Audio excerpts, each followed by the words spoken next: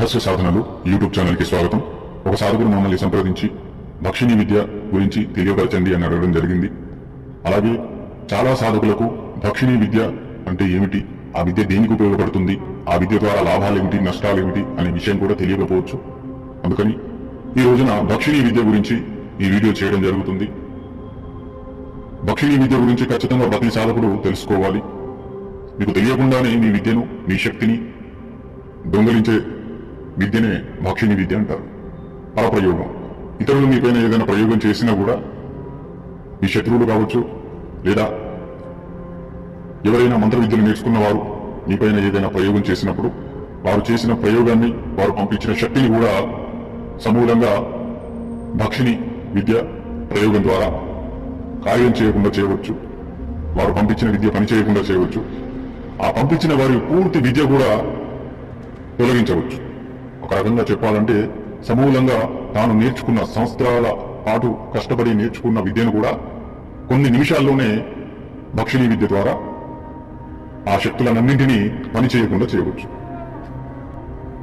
మరొక విషయం ఏమిటంటే, గుర్తుపెట్టుకోండి, భక్షిణీ విద్య ప్రయోగం చేసినప్పుడు ఎదుటి వ్యక్తి దుర్మార్గుడు, దుష్టుడు, అలాగే మాంత్రిక తాంత్రిక ప్రయోగాలు, చెడు ప్రయోగాలు చేసే వ్యక్తి అయితే ఖచ్చితంగా అతని పైన ఈ భక్షిణీ విద్య పనిచేస్తుంది. అలాగే అమాయకులపైన, నిస్వార్థపు పనులు చేసేవారిపైన, అలాగే లోక కళ్యాణం చేసేవారిపైన ఈ విద్యను ప్రయోగించినట్లయితే ఖచ్చితంగా దానికి తగిన దుష్పరిణామం అనేది ఆ భక్షిణీ విద్యను పంపించిన వారిపైన కూడా జరుగుతుంది. ఎవరైతే సిద్ధి చేసుకుని భక్షిణీ విద్యను అమాయకులపైన ప్రయోగిస్తారో ఆ ప్రయోగించే వారికి కూడా తీరని నష్టం జరుగుతుంది. అయితే ఈ విద్యను ప్రతి సాధకుడు నేర్చుకోవచ్చు. కానీ గుర్తుపెట్టుకోవాల్సిన విషయం ఏమిటంటే, ఈ విద్యను నియంత్రణ చేయడం అనేది నేర్చుకోవాలి, అదుపు చేయడం అనేది నేర్చుకోవాలి. సాధారణంగా మానవుడు భావోద్వేగాలకు గురై తొందరపాటులో కొన్ని కార్యాలు చేస్తుంటారు.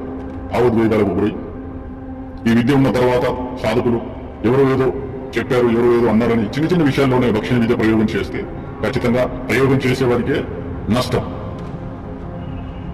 సాధారణంగా విద్యలు నేర్చుకొని, తాంత్రిక విద్యలు, చెడు విద్యలు నేర్చుకొని ఇతరులను ఇబ్బంది పెట్టేవారు ఎవరైతే ఉంటారో వారిపైన ఈ భక్షిణీ విద్య ప్రయోగం చేసినట్లయితే అది లోక కళ్యాణం చేసినట్టే ఉంటుంది. ఎందుకంటే చెడు ప్రయోగాలు చేసేవారు ఇతరులను విద్యల ద్వారా, తాంత్రిక ప్రయోగాల ద్వారా నానా రకాల సమస్యలను వారి యొక్క జీవితాలలో సృష్టించడం జరుగుతుంది.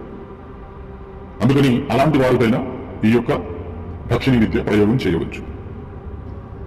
ఎవరైనా మీపైన, మీ కుటుంబం పైన ఏదైనా చెడు ప్రయోగం చేసిన సమయంలో ఈ భక్షిణీ విద్యను మీరు ప్రయోగించినట్లయితే ఆ ప్రయోగించిన విద్య అనేది కూడా సమూలంగా భక్షిణీ ద్వారా తొలగిపోవడం జరుగుతుంది. ఆ విద్యను పంపించిన ఆ వ్యక్తి ఎవరైతే ఉంటారో అతనికి కూడా తీరని నష్టం జరుగుతుంది. అతని సర్వ విద్యలు కూడా అతను కోల్పోతాడు. ఒక రకంగా చెప్పాలంటే ఈ విద్య ద్వారా ఎంతటి సాధకుడినైనా కొన్ని నిమిషాల కాల వ్యవధిలో అతని సర్వ విద్యలు పనిచేయకుండా చేయవచ్చు. అతను సంవత్సరాల కొద్దీ జపము తపము చేసి భిన్నమైన సిద్ధులు పొందినా గాని ఈ విద్య ద్వారా అతని సర్వ విద్యలు అతను కోల్పోతాడు, బలహీనుడైపోతాడు. ఈ భక్షిణీ విద్య సాధకుడు కేవలము లోక కళ్యాణం కొరకు మాత్రమే ప్రయోగం చేయాలి. అమాయకులపైన ప్రయోగం చేయకూడదు. లోక కళ్యాణం చేసే వారిపైన ఈ విద్యను ప్రయోగం చేయకూడదు. అలా చేసినట్లయితే ఖచ్చితంగా దాని దుష్పరిణామాలు సాధకుడు ఎదుర్కొంటాడు. ఈ విద్యను కేవలము 3 నుంచి 11 రోజుల కాల వ్యవధిలో సిద్ధి చేసుకోవచ్చు. ఈ విద్య గురించి ఎక్కువ విషయాలు చెప్పడం కూడా అంత మంచిది కాదు కనుక మంత్రం ఈ ప్రకారంగా ఉంది. ఓం బ్రాహ్మ వజ్రు బ్రజు యాంజా పద్మ త్రిరక్తో బాహినియే కుంజుకులిని కోఖయ్యంతి ప్రజ్వోమాలిని మహాభస్మో ధారిణియే ధోగు ధోగు ఓం సాధుకస్య తంత్రికస్య త్రితంత్రం భస్మ కురు స్వాహ ఓం పంచ మహాభూత స్వరూపిణి. ఈ ప్రకారంగా మంత్రం ఉంటుంది. మంత్రం చాలా పెద్దగా ఉంటుంది. అలాగే ఈ మంత్ర అనుష్ఠానం అనేది 3 రోజుల నుంచి 11 రోజుల కాల వ్యవధిలో సిద్ధి చేసుకోవడం జరుగుతుంది. ఈ మంత్ర సిద్ధి విధి విధానం అనేది చాలా గుప్తమైన పద్ధతిలో ఉంటుంది. ఏ సాధకుడైనా, అనుభవం ఉన్న సాధకుడు కావచ్చు, అనుభవం లేని సాధకుడు కావచ్చు, కేవలం 3 నుంచి 11 రోజుల అనుష్ఠానంలోనే సిద్ధి చేసుకోగలుగుతాడు. కానీ ఈ మంత్రాన్ని నియంత్రణ చేయగలిగే యోగ్యం ఉన్న వారికి మాత్రమే ఈ మంత్రం అనేది అందించడం జరుగుతుంది. ఎవరైతే ఈ మంత్ర అనుష్ఠానం చేయాలనుకుంటారో వారు మమ్మల్ని సంప్రదించండి.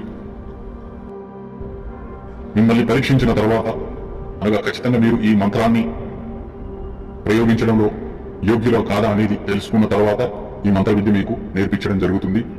అలాగే మంత్ర సాధనలలో ఎలాంటి అనుభవాలు లేనివారు, సాధారణ వ్యక్తులు ఇలాంటి విద్యలు చేయడం అంత మంచిది కాదు కనుక సాధారణ వ్యక్తులు దూరంగా ఉండండి. సాధకులు ఎవరైనా ఈ విద్య ద్వారా లోక కళ్యాణం చేయాలనుకునేవారు, సమాజంలో చెడు ప్రయోగాలు చేసి ఇతరులను ఇబ్బంది పెట్టే వారి యొక్క విద్యలను సమూలంగా తొలగించాలి అనే ఉద్దేశం ఉన్నవారు ఈ విద్యను నేర్చుకోవచ్చు. కానీ ఖచ్చితంగా వారు కాస్త కూస్తో అనుభవజ్ఞులై ఉండాలి. అలాగే మా యొక్క వీడియో కనుక నచ్చినట్లయితే లైక్ చేయండి, అందరికీ షేర్ చేయండి, సబ్స్క్రైబ్ చేయండి. జై మా కాళీ, జై శ్రీ మహాకాళి.